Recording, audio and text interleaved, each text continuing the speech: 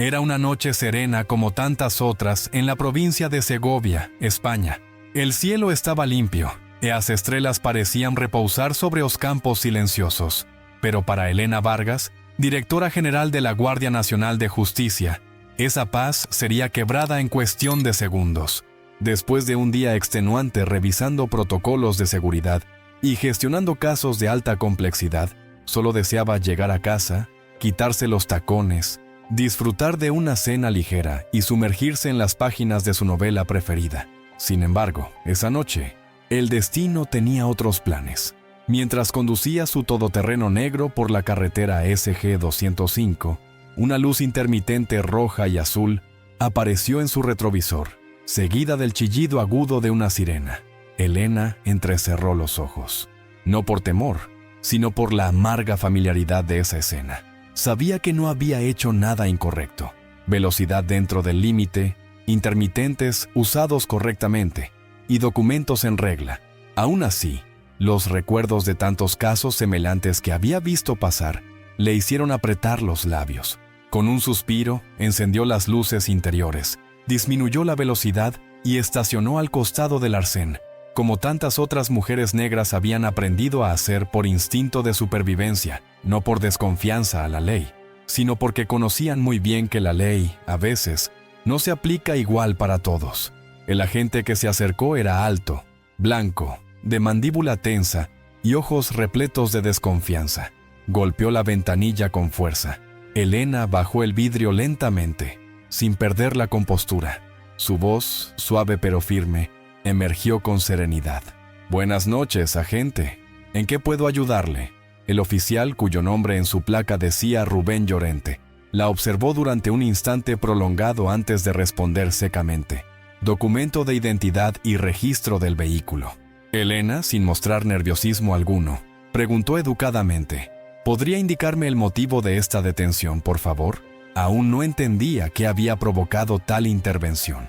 Rubén alzó ligeramente los hombros y soltó una frase tan vaga como inquietante. «Usted parece sospechosa. Es solo una comprobación de rutina». La expresión de Elena se endureció por un instante, aunque su tono siguió siendo tan tranquilo como antes. «¿Sospechosa? ¿En qué basa usted esa sospecha? La ley exige una razón válida para detener a un ciudadano». Pero la paciencia del agente Rubén ya comenzaba a resquebrajarse. Su mandíbula se tensó y con voz elevada replicó: «¿Está intentando discutir con la autoridad? No complique las cosas, solo entregue los documentos». Elena sabía exactamente lo que estaba ocurriendo. No era la primera vez que enfrentaba el desprecio disfrazado de protocolo.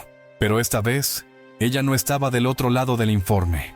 Esta vez, era la protagonista de un escenario que conocía demasiado bien. Sacó lentamente su cartera y los papeles requeridos, pero los sostuvo firmemente en sus manos, sin entregarlos aún. Su mirada seguía fija en el rostro autoritario del agente. «Agente Llorente, si no puede justificar esta parada, esto constituye un abuso de poder», pensó, sin apartar la vista. Fue entonces cuando Rubén golpeó con fuerza la puerta del coche, haciendo que Elena se sobresaltara. «No me dé lecciones sobre la ley», bramó. «Yo soy la ley aquí, y usted no es nadie para cuestionarme. Tú nos...» El ambiente se volvió denso. Los faros de algunos vehículos pasaban a lo lejos, pero ninguno se detenía. Nadie parecía ver lo que sucedía. Elena respiró hondo. Había entrenado a cientos de oficiales sobre cómo manejar situaciones tensas, pero jamás imaginó ser ella el blanco de una amenaza injustificada. Rubén se inclinó, apuntándole con la linterna al rostro como si estuviera buscando algo incriminador. «¿Transporta armas? ¿Drogas? Gente como usted suele meterse en problemas turbios». Elena sintió una presión en el pecho, pero no perdió la compostura. «No llevo nada ilegal, y le sugiero que no me insulte». Rubén resopló con desprecio. «No necesito razones para dudar de usted, y no necesito respetar a personas como usted. Solo hago mi trabajo. Si no colabora, me veré obligado a actuar». Elena apretó el volante, sus nudillos blancos, sus ojos clavados en los de él. «Estoy dispuesta a colaborar si usted cumple con los procedimientos establecidos. No tengo por qué obedecer órdenes ilegales». Su voz seguía inquebrantable, mientras la situación escalaba hacia un peligro latente. Rubén cruzó los brazos frente al vehículo, su mirada cargada de arrogancia, ¿Quién se cree para hablarme así?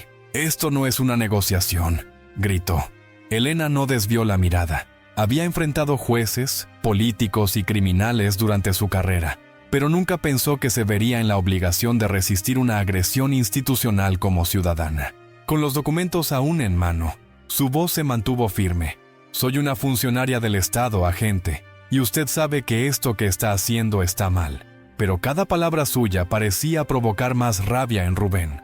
Con un movimiento brusco, apuntó la linterna al interior del coche, como buscando desesperadamente una excusa para justificar su actitud. ¿Lleva algo escondido? ¿Está bajo los efectos de alguna sustancia? El rostro de Elena permanecía sereno, pero por dentro su mente calculaba cada posible desenlace. Sabía que cualquier movimiento en falso podría ser usado en su contra. El agente, en cambio, parecía convencido de que podía intimidarla con facilidad. «Gente como usted no tiene derecho a desafiarme», dijo él con voz gélida, la mano peligrosamente cerca de su arma reglamentaria. El corazón de Elena se aceleró, pero su exterior permanecía tan impasible como una estatua. «Estoy grabando todo», dijo, señalando discretamente el móvil montado en el tablero. «Cada palabra y cada acción suya están siendo documentadas». Rubén soltó una carcajada amarga. «¿Cree que me importa? ¿Piensa que alguien va a hacerme algo? Aquí yo tengo el control». Para reafirmar su amenaza, sacó su arma y la apuntó directamente al pecho de Elena a través del cristal. «Salga del coche ahora mismo», gritó. La tensión se volvió insoportable. Elena no se movió. Sus manos seguían firmes sobre el volante, sus ojos fijos en los del agente. «Está cruzando una línea muy peligrosa, oficial. Exijo que baje su arma inmediatamente. Esto es un abuso de autoridad». El oficial no respondió. Mantuvo el arma apuntando, su dedo cerca del gatillo, pero Elena no se dejó dominar por el miedo. Su mente, entrenada en crisis, sabía que debía actuar con precisión. Con movimientos muy lentos, estiró la mano hacia el teléfono. «Voy a contactar con su superior. Exijo la presencia del comisario inmediatamente». Rubén la miró con rabia. «No tiene permiso para llamar a nadie sin mi autorización», exclamó. Pero ya era tarde. Elena marcó un número y llevó el móvil al oído. «Soy Elena Vargas, directora de la Guardia Nacional. Acabo de ser detenida injustamente por un agente armado. Su nombre es Rubén Llorente. Necesito la intervención inmediata del comisario». Luego colgó, mirando a la agente con firmeza. Sabía que el reloj estaba corriendo y que su integridad dependía de cada segundo. Rubén no parecía entender la magnitud de lo que acababa de pasar. Mantenía el arma alzada, respirando con dificultad, atrapado entre el orgullo y la furia. ¿Qué demonios cree que está haciendo? ¿Quiere jugar a la heroína? Aquí no manda usted. Pero Elena no retrocedió ni un milímetro. Su tono era sereno, pero en cada palabra había una firmeza que retumbaba más fuerte que cualquier grito. «No estoy jugando, oficial. Estoy exigiendo respeto. Y si no puede darme una razón válida para este atropello, entonces deberá rendir cuentas». La mirada de Rubén se tornó más sombría. Su dedo se tensó sobre la culata del arma. «¿Cree que por tener un cargo puede desafiarme?», escupió. Elena mantuvo las manos visibles, con movimientos medidos, sin perder el contacto visual. «No le estoy desafiando. Estoy recordándole que existe un protocolo y que usted lo está violando». En ese momento, un sonido lejano rompió el silencio denso. Una sirena. Un segundo coche policial se acercaba, veloz, con luces parpadeando. Rubén giró el rostro hacia la carretera.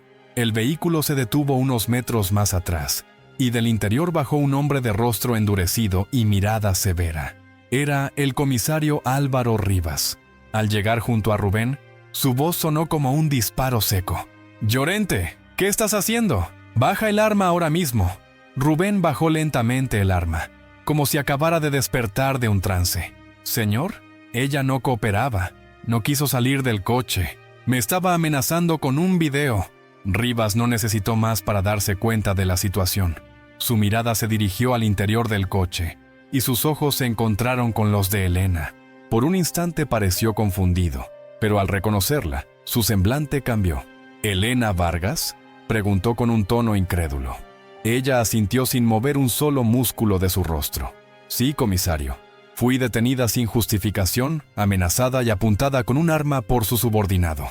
Rivas se quedó en silencio durante unos segundos. El aire entre todos se volvió casi irrespirable. Rubén tragó saliva, visiblemente pálido. ¿No sabías quién era?, preguntó Rivas a su subordinado. «Has cometido un error gravísimo». Rubén intentó balbucear una explicación, pero nada coherente salía de su boca. Rivas le cortó en seco. ¿Y qué procedimiento justifica sacar un arma contra una persona que no ofrecía resistencia? Esto es abuso de poder. Elena, con calma, bajó un poco la ventanilla y habló. Tengo todo grabado. Cada palabra, cada amenaza. No estoy aquí solo como directora. Estoy aquí como ciudadana. Y no permitiré que esto quede impune. El comisario Rivas se quedó inmóvil por unos segundos. Su rostro, de piedra, no dejaba entrever emoción alguna, pero el silencio que lo envolvía era ensordecedor. Miró a Rubén con una mezcla de decepción y vergüenza. Luego se giró hacia Elena, y su tono cambió completamente. Directora Vargas, le pido disculpas en nombre de toda la unidad. Este comportamiento es inaceptable, y le prometo que se tomarán medidas inmediatas. Elena asintió lentamente, pero su expresión seguía tensa. No se trata de disculpas, comisario. Se trata de responsabilidad. Esto no puede quedar en palabras. Rubén, ahora sin saber dónde posar la mirada, bajó la cabeza. Su mano aún temblaba levemente. Rivas alzó la voz una vez más, esta vez con tono implacable. Oficial Llorente, entregue su arma. A partir de este momento queda suspendido de sus funciones. Rubén dudó por un instante, pero ante la orden directa y la mirada inquebrantable de Elena, no tuvo más opción que obedecer. Sacó su pistola, con movimientos lentos y torpes, y la colocó en manos del comisario. Su humillación era visible, pero el peligro real había pasado. Otros 2 agentes llegaron al lugar en ese instante, alertados por la situación. Rivas les hizo una señal con la cabeza. Llévense al oficial Llorente a la comisaría. Quiero un informe detallado y la apertura inmediata de una investigación interna. Rubén fue escoltado sin oponer resistencia, pero en su rostro se dibujaba una mezcla de rabia, frustración y miedo. Elena lo siguió con la mirada, sin odio, pero con una firme determinación de que esa escena no fuera solo un episodio más silenciado. Cuando todo se calmó, el comisario se acercó a la ventanilla del coche de Elena. ¿Podría salir un momento, por favor? Le garantizo que está segura. Elena abrió la puerta con cautela. Su postura era erguida, imponente, pero el cansancio era evidente en sus ojos. No quiero privilegios por mi cargo. Quiero que esto se trate con la misma seriedad que si fuera cualquier otra ciudadana. Rivas asintió con solemnidad. Tiene mi palabra. No vamos a encubrir esto. A lo lejos, algunos curiosos comenzaron a acercarse. Los rumores ya empezaban a circular. Elena sabía que ese momento no podía ser enterrado entre informes y excusas. Era necesario dar un paso al frente. Voy a hacer público este abuso, no por venganza, sino para proteger a quienes no tienen voz. El comisario bajó la mirada, claramente afectado. Lo entiendo. Y aunque me duela decirlo, lo que ocurrió esta noche es un reflejo de una enfermedad más profunda. Prometo actuar. La noche finalmente comenzó a disiparse, pero el aire seguía cargado. Elena se apoyó en la puerta del vehículo mientras observaba cómo Rubén era escoltado en silencio. Sus ojos no lo miraban con odio, sino con una profunda decepción. A lo largo de su carrera, había enfrentado múltiples casos de abuso policial, pero nunca imaginó que algún día estaría al otro lado de esa línea. Ahora, sentía en la piel el miedo, la humillación y el peligro que tantas veces había documentado en los informes. Y ese dolor era distinto. Era real, era suyo. Al día siguiente, el comisario Rivas convocó una rueda de prensa extraordinaria. Con semblante grave, expuso los hechos sin rodeos. La directora Elena Vargas fue víctima de una detención injustificada por parte de uno de nuestros oficiales. Ya hemos iniciado una investigación interna y no escatimaremos en sanciones si se comprueba conducta indebida. La noticia se propagó como pólvora. Medios nacionales e internacionales replicaron la historia. Los titulares no dejaban lugar a dudas. Directora de Guardia Nacional apuntada con arma por agente en pleno abuso de poder. Elena no se quedó al margen. Sabía que debía transformar ese momento en una oportunidad para impulsar el cambio. No bastaba con una suspensión, no bastaba con palabras. Convocó su propia conferencia de prensa esta vez rodeada de activistas, abogados, ciudadanos comunes y cámaras por doquier. Su discurso fue firme, claro y profundamente humano.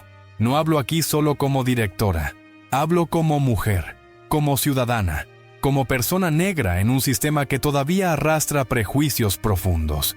Esto no es sobre mí, es sobre miles de personas que enfrentan lo mismo y no tienen una cámara que lo registre. Sus palabras fueron como un rayo que atravesó la niebla. Si yo, con todo mi rango, puedo ser tratada como una sospechosa solo por mi color de piel, imaginen lo que viven quienes no tienen uniforme, ni títulos, ni poder. La sala explotó en aplausos. Muchos ojos se humedecieron. Lo que comenzó como una noche cualquiera se había transformado en un llamado colectivo a la responsabilidad institucional. Elena finalizó con una frase que quedaría grabada en la memoria de todos. El poder no es para humillar, es para proteger, y cuando eso se olvida, se debe actuar. La sociedad española comenzaba a despertar. Protestas pacíficas fueron organizadas en varias ciudades. Carteles con la frase «Justicia para Elena» se alzaban entre plazas, avenidas y redes sociales. Lo que parecía un caso aislado se había convertido en símbolo. Pero Elena sabía que la verdadera batalla aún estaba por empezar. La justicia. 2 meses después del incidente, Rubén Llorente fue citado a comparecer ante el Tribunal Provincial de Castilla y León. La sala estaba colmada. Reporteros, ciudadanos indignados, estudiantes de derecho y activistas por los derechos humanos ocupaban cada rincón. El aire estaba cargado de expectación. El acusado, con traje gris y rostro apagado, evitaba todo contacto visual. Su defensa intentó alegar estrés, confusión, exceso de trabajo. Pero el video era inapelable. Cada palabra, cada amenaza, cada movimiento captado por el teléfono de Elena era una prueba irrefutable de un comportamiento abusivo y discriminatorio. Elena fue llamada a declarar. Caminó hacia el estrado con pasos seguros, sin prisa. Vestía sobria, sin ostentación, como quien no necesita uniforme para demostrar autoridad. Su testimonio fue meticuloso, sereno, pero contundente. Me detuvieron sin motivo, me señalaron como sospechosa sin evidencia, me apuntaron con un arma sin amenaza alguna. Y todo, por ser quien soy, una mujer negra al volante de un coche en la noche. El juez escuchaba en silencio. El jurado tomaba notas con atención. Las cámaras enfocaban su rostro, firme, pero sin rastro de odio. Esto no fue un error de procedimiento, fue una elección consciente de intimidación. El agente sabía que no había razón para detenerme, pero aún así, lo hizo, porque pudo, porque creyó que nadie lo detendría. La sala se mantuvo en absoluto silencio cuando Elena finalizó su testimonio. Su voz no había temblado ni una sola vez. Su mensaje era claro. No buscaba venganza, buscaba reparación, justicia, no revancha. La fiscalía presentó las pruebas audiovisuales. La grabación mostraba claramente los momentos en que Rubén levantaba su arma, los insultos proferidos, su negativa a explicar el motivo de la detención. Los intentos del abogado defensor por suavizar la situación fueron insuficientes. No había contexto que justificara semejante abuso. El jurado deliberó durante 2 días completos. El país entero aguardaba el veredicto. Las redes sociales vibraban con mensajes de apoyo. Muchos, desde distintos rincones de Europa y América Latina, enviaban su solidaridad con el hashtag Nutus Elena Somos Todos. Finalmente, llegó el día. La sala estaba llena de una energía tensa. El presidente del jurado se puso de pie, tomó aire y leyó con voz firme: culpable por abuso de autoridad, discriminación racial y poner en riesgo la vida de una ciudadana inocente. El murmullo general se transformó en aplausos espontáneos. Rubén permaneció inmóvil. Su rostro no mostraba emoción alguna, tal vez porque sabía en el fondo que aquel día representaba o fin de un silencio histórico. El juez dictó la sentencia con voz firme y sin rodeos. 4 años de prisión efectiva, sin derecho a reducción de pena, por uso indebido del arma reglamentaria, abuso de autoridad y conducta discriminatoria. En ese instante, la sala quedó en silencio. Ni una tos, ni un murmullo. Rubén Llorente, quien hasta entonces había mantenido una actitud fría y desafiante, bajó finalmente la cabeza. Sus manos temblaban sobre el escritorio. Era el peso de una verdad que ya no podía negarse. El sistema, por primera vez en mucho tiempo, había decidido no mirar hacia otro lado. Para muchos, esa sentencia era más que un castigo, era un símbolo. Era la señal de que algo podía cambiar si se alzaba la voz, si se grababan los hechos, si se exigía justicia. Elena salió del juzgado sin sonrisa, sin gestos de victoria. Caminó lentamente por los escalones, rodeada de periodistas, pero con la mirada puesta en algo más grande que los flashes. No ganamos una batalla contra una persona. Dimos un paso contra una estructura que por años ha permitido estos abusos, declaró con calma a los medios. Aquel caso generó un efecto dominó. Varias delegaciones policiales en todo el país comenzaron a implementar entrenamientos en ética, derechos humanos y control de prejuicios implícitos. El Ministerio del Interior, presionado por la opinión pública, impulsó una nueva ley de transparencia en detenciones ciudadanas, incluyendo protocolos de grabación obligatoria por parte de los oficiales.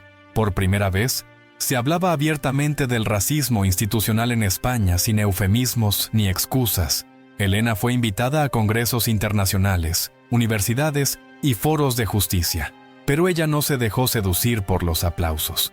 Sabía que el foco debía continuar donde estaba, en las víctimas que no tienen nombre ni cámara, en los ciudadanos comunes que siguen siendo detenidos por parecer sospechosos. En una conferencia ante la ONU, pronunció una frase que se volvería viral. Un sistema que teme a la transparencia es un sistema que teme a la justicia. En su regreso a casa, aquella misma carretera que una noche la había marcado para siempre, se sentía diferente. El mismo coche, el mismo volante, pero otra energía la envolvía. No era orgullo, era responsabilidad, porque entendía que no solo había sobrevivido a un abuso, había transformado su dolor en una herramienta de cambio. Y eso, en un mundo tantas veces sordo, ya era una forma de revolución silenciosa. Los días posteriores al juicio fueron intensos. La figura de Elena Vargas se convirtió en una referencia moral dentro del país, pero también en blanco de críticas y amenazas veladas por parte de sectores que se resistían al cambio. A pesar de todo, ella no retrocedió. Volvió a su oficina en Madrid con la misma disciplina de siempre, pero con un propósito renovado. Reunió a su equipo más cercano y dijo con voz decidida: ahora tenemos una oportunidad única, no para castigar, sino para transformar. Y con esas palabras nació el proyecto Justicia Transparente, una iniciativa nacional para reformar los procedimientos policiales y capacitar a las fuerzas de seguridad en derechos humanos, gestión de crisis y racismo estructural. Durante semanas, Elena visitó comisarías, habló con jóvenes agentes, escuchó víctimas y recorrió los barrios más afectados por la desconfianza institucional. No llevaba cámaras ni discursos grandilocuentes, solo su experiencia, su historia y su voluntad de sembrar conciencia. Muchos se sorprendían al verla llegar en persona, sin escolta visible, con una libreta en la mano y la mirada directa. Para ella, el cambio no podía ser escrito desde un despacho. Debía nacer del contacto humano. Al mismo tiempo, varias asociaciones civiles empezaron a documentar otros casos de abuso que, inspirados por el caso de Elena, salieron a la luz. Personas que antes tenían miedo, ahora sentían que había un canal, una posibilidad de ser escuchados. La Fiscalía General comenzó a recibir denuncias con evidencia concreta, muchas de ellas respaldadas por grabaciones, testimonios y análisis forenses. El caso de Rubén Llorente había abierto una puerta, y Elena se aseguraba de que no volviera a cerrarse.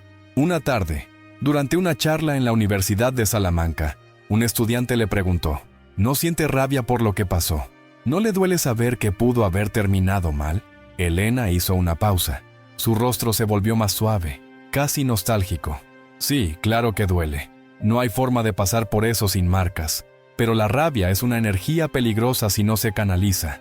La mía la convertí en un proyecto, en una causa, porque si solo me quedaba con el enojo, el sistema ganaba. Las palabras resonaron entre los presentes. No eran frases para impresionar, eran cicatrices hechas discurso. Elena hablaba desde un lugar de verdad, no de imagen, y eso la hacía distinta. No pedía aplausos, pedía responsabilidad colectiva. La justicia no era solo castigar a un culpable, sino prevenir el siguiente error. Y ella, con todo lo que había vivido, estaba decidida a hacer esa línea de contención. Pasaron varios meses desde aquella noche que lo cambió todo. Rubén Llorente cumplía su condena en una prisión de seguridad media, apartado del uniforme que una vez creyó que le otorgaba impunidad. En tanto, Elena seguía trabajando incansablemente, no desde la ira, sino desde la convicción. Cada vez que aparecía en público, lo hacía con una claridad serena que incomodaba a los poderosos y aliviaba a los invisibles. En su despacho colgaba una sola fotografía, la imagen congelada del momento en que Rubén le apuntaba con su arma a través del cristal. No era un trofeo, era un recordatorio. Un año después, la Audiencia Nacional emitió un comunicado reconociendo públicamente el valor cívico de Elena Vargas, no solo por resistir en calma frente a un acto de abuso, sino por transformar ese acto en una política pública de impacto real. Más de 500 agentes habían sido suspendidos en diferentes puntos del país tras auditorías impulsadas por la Comisión Ética creada a raíz de su caso. Decenas de cursos de formación se volvieron obligatorios para ascensos dentro de los cuerpos policiales. Y por primera vez, los ciudadanos empezaban a sentir que podían exigir más y temer menos. Una noche, Elena regresaba de una conferencia en Zaragoza. Al tomar la misma carretera donde todo comenzó, el reflejo de las luces sobre el parabrisas la hizo suspirar. Pero no había miedo, había conciencia. Se detuvo en una estación de servicio para cargar combustible, y un joven agente que patrullaba la zona se le acercó. «Señora Vargas, ¿puedo decirle algo?». Ella asintió, sin dejar de observarlo. El joven bajó la voz. «Estoy en la policía gracias a usted, porque entendí que el uniforme no es para tener poder, es para tener responsabilidad». Elena sonrió por primera vez en semanas. Era una sonrisa cansada, pero verdadera. «Entonces, vale la pena seguir». Subió al coche, encendió el motor y miró una última vez al retrovisor. Ya no veía una amenaza detrás, veía un camino, uno largo, difícil, pero posible. Porque si una historia como la suya pudo sacudir al sistema, otras miles también podrían hacerlo. Pero hacía falta algo más que valor. Hacía falta compromiso. Gracias por escuchar esta historia. Si te tocó de alguna manera, suscríbete al canal y comparte este video. Porque mientras existan injusticias silenciadas, también deben existir voces que se atrevan a contarlas. Nos vemos en la próxima historia. Una que quizás también cambie algo.